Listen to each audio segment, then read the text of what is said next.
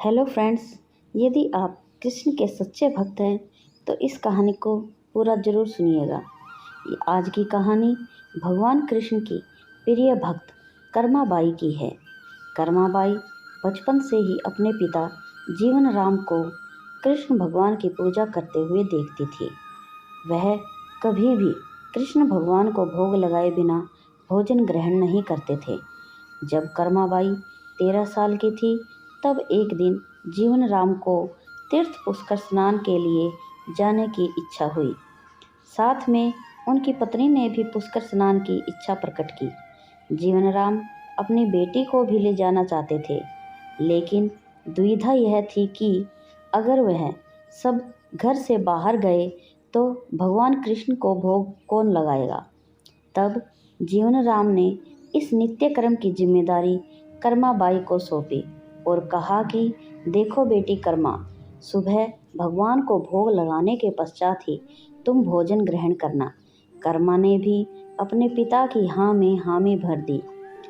अगले दिन सुबह कर्माबाई ने उठकर सबसे पहले गुड़ और घी डाल के बाजरे का खिचड़ा बनाया और भगवान कृष्ण की मूर्ति के सामने रख दिया और बोली, भगवान, मैंने आपका भोग रख दिया है, आपको जब भूख लगे तब खा लेना, तब तक मैं घर का काम पूरा कर लेती हूँ। इतना कहकर कर्मा अपने घर के कामों में जुट गई। काम करते करते बीच बीच में आकर देखने पर जब कर्मा को ज्ञात हुआ कि भगवान ने अभी तक खिचड़ा नहीं खाया है, तब उसे संदेह हुआ कि शायद खिचड़े में घी और गुड़ कम है, इसलिए भगवान कृष्ण भोजन ग्रहण नहीं कर रहे हैं। तभी कर्माबाई ने खिचड़ा में थोड़ा सा गुड़ और घी मिला दिया और मूर्ति के सामने बैठ गई। वह बोली, भगवान, मेरे पिताजी जब खिलाते हैं तब तो आप खा लेते हो, तो अब क्यों नहीं खा रहे? और अभी तो पिताजी बाहर गए हैं, उन्हें आने में बहुत दिन लगेंगे, तब तक आपको भोग लगाने की जिम्मेदारी मुझे दी गई है, इसलिए जब तक आप भोजन नहीं खाएंगे मैं भी कुछ नहीं खाऊंगी।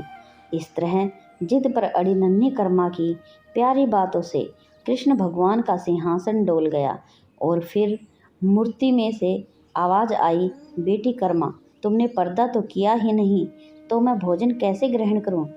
तब कर्माबाई ने मूर्ति के आगे अपनी चुनरी का पर्दा किया और कुछ ही समय में कृष्ण मूर्ति के सामने रखी खिचड़ी की थाली खाली हो गई। अब कर्मा रोज सुबह सबसे पहले कृष्णा को बाजरे का खिचड़ा खिलाती और बाद में खुद भोजन ग्रहण करती। कुछ दिनों बाद घर लौटने पर कर्मा के माँ बाप भी कृष्ण की लीला देखकर दंग रह गए। इस तरह कर्माबाई ईश्वर कृष्ण की निस्सीम भक्त बन गई थी।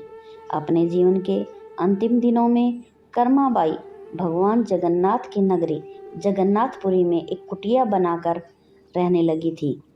वहाँ पर एक दिन कर्माबाई की कुटिया के सामने एक तेजस्वी कांति वाला बालक आया और उसने कर्माबाई से कहा, मुझे भूख लगी है माँ, खाना दो। उस वक्त भी कर्मा अपने भगवान कान्हा को खिचड़े का भोग लगा रही थी। कर्मा ने उस बालक को भी खिचड़ा खिलाया। उसके बाद वही बालक हर रोज कर्मा के हाथ का खिचड़ा खाने आता था।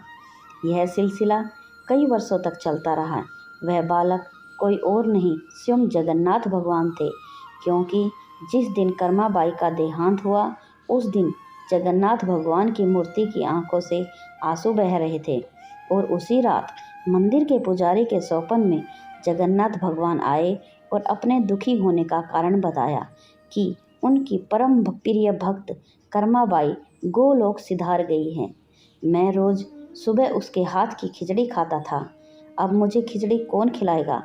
अगले दिन से मंदिर में पुजारियों ने निर्णय लिया, भगवान को रोज बाजरे का खिचड़े का भोग लगाया जाएगा और उस भोग का नाम दिया गया कर्माबाई की खिचड़ी।